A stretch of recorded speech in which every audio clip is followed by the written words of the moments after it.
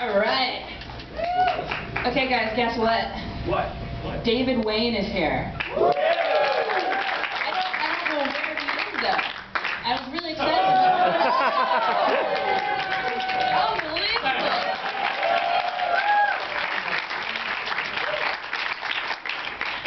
Look what I have for you. Fantastic. Your very own wired mic. I'm honored to be here, Miss Cody. Thank you for coming. What I really want to do is thank you for the laughter. Thank you. Did you hear the roaring in here? Thank you. I think it played really well, don't you? I was saying it's doubly nostalgic for me because it reminds me in every way of summer camp and of making the movie. Well, why don't you talk to us a little bit about summer camp? What were some of your own experiences in informed the writing and directing of this film? I was hoping you were going to ask me why did it remind me of summer camp. Because it's about fucking camp. Or why did it remind me of making the movie? Because it's the movie and you made it. Right. This is deep. I'm sorry, what was the question? I was going to ask you what specific, if you have specific memories of camp which informed the making of this film. I do. I mean, the whole movie is inspired by mine and Michael Showalter's separate but similar camp experiences in the Northeast in the 80s.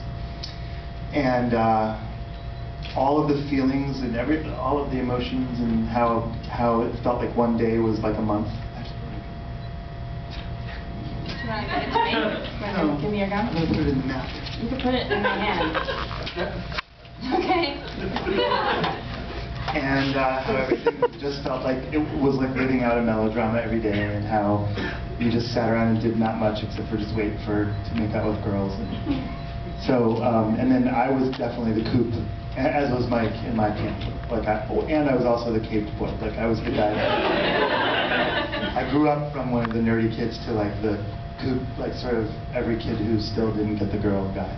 I'm glad that you were a coop and Andy. No, yeah. I dealt with Andys throughout my life.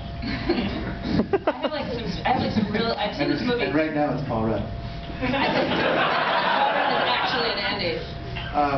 And then, yeah. What did you say? I've seen this movie so many times. I actually have some like I could ask like really sort of broad, global kind of douchebag questions like how long did the shoot take? But what I want to ask is stuff like, is that Ken Marino's real hair? No, it's a wig. Which trivia would interestingly, the guy who plays the guitar in the movie, Peter Sellette, is a musician, does a lot of soundtracks and other stuff, and he had a record release party the other night. And I played a Peter Sellette impersonator as just a shtick for the record release party, and so I wore Ken Marino's Victor wig. This was at M-Bar like 2 nights ago. It's kind of weird that I asked that question then. Right. So specifically thinking about the wig. Because we didn't have... I'm serious. Ken was like, what if I had like curly hair? And we're like, well, we don't have a budget for wigs or special styling, so the committed actor, he was invested in his own. Am I allowed to ask a budget question, or is that totally gauche? I think it's fine. This was many years ago. I don't think we're still trying to sell it. No, I mean, you're talking about money. It's a little tacky. I'm just curious. I'm an open book. 50, 60 million? 1.8 million. Nice work. To finish the print. No extra money for anything. How long was the shoot? It was 26 days, plus we did 1 day of the shoot. Very quick. Who fucked up that you had to reshoot? Well, the scene where the chef, Gene, and Gary talk about, I'm going to go funnel my sweaters. We had shot that. I'd never directed a movie before, so I was like, this is a very auspicious debut. Thank you. But I was like, I had this like theory on how to shoot this, where like we're gonna have 2 handheld cameras and we're gonna keep moving them in toward. Anyway, it was just a disaster. And we could not find any way to cut it, so we had to reshoot that one. I have a question about the music, because I actually think the soundtrack to this movie is incredible. Thank you. Was that like straight up like music supervisor, or was this all hand selected by you? Yeah. Amazing. I mean, these are my favorite. I love the soft rock of the 80s, and it was very, very important. And we never ever could have done this now. Music has changed so much in movies. Like a $1 million movie could never afford any of these songs now. Because it's the only way musicians make money now. But in 2000, it wasn't like that. And so we were able to get the Loverboy and the, although the Quarter Flash song we had to re-record because we couldn't get the rights to the recording. And then the Trip to Town montage.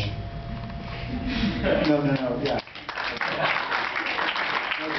The training montage, we actually edited that to the song Ride Like the Wind. And then we couldn't get the rights to it, but we didn't have the ability to re-edit it. So we created that song higher and higher to fit what we had already edited. I have kind of actually a nerdy script-related question. Sure. Obviously, there's because you are probably America's most famous screamer. I don't know. Me and Bud and Ring Lardner. I guess I was, obviously you have incredible cast. There's so many hilarious people in this movie. Who have all gone on to become big stars. Yeah. Since then. Deservedly. And I'm wondering, obviously, if you put a bunch of funny people together, you're going to get some improv going on, and it has some of it has an improvisational feel. I'm wondering, was most of it on the page, or were you letting people play? We let people play, kind of, but it was surprisingly maybe mostly on the page. It wasn't like what I have learned is the way the Apatow movie works. There were little improvs here and there, notably Michael Black's line, I've already changed it twice. Molly Shannon's line, you have magic hands. But 95% of it was on the print page.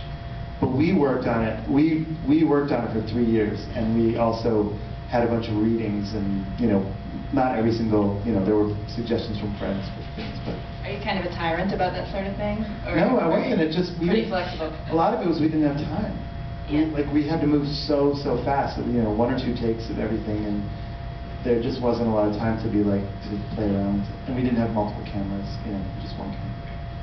Well, I'm sure the audience can think of more scintillating questions to ask you, and this guy's super eager. What's up? Sure. One of my favorite jokes is sort of a running gag where characters are running in really strange ways, particularly the morph kid who runs in the background of the forest forever. Right. Where did that come from, or where? Well, the concept of that, which was that the joke was each person runs in a different direction, but the way we shot it, I didn't even really realize it really only just features the one guy running. And then no one ever hears the next joke. But so that was just the idea. Everyone let's go to play capture the flag, and then everyone runs in exactly the opposite direction.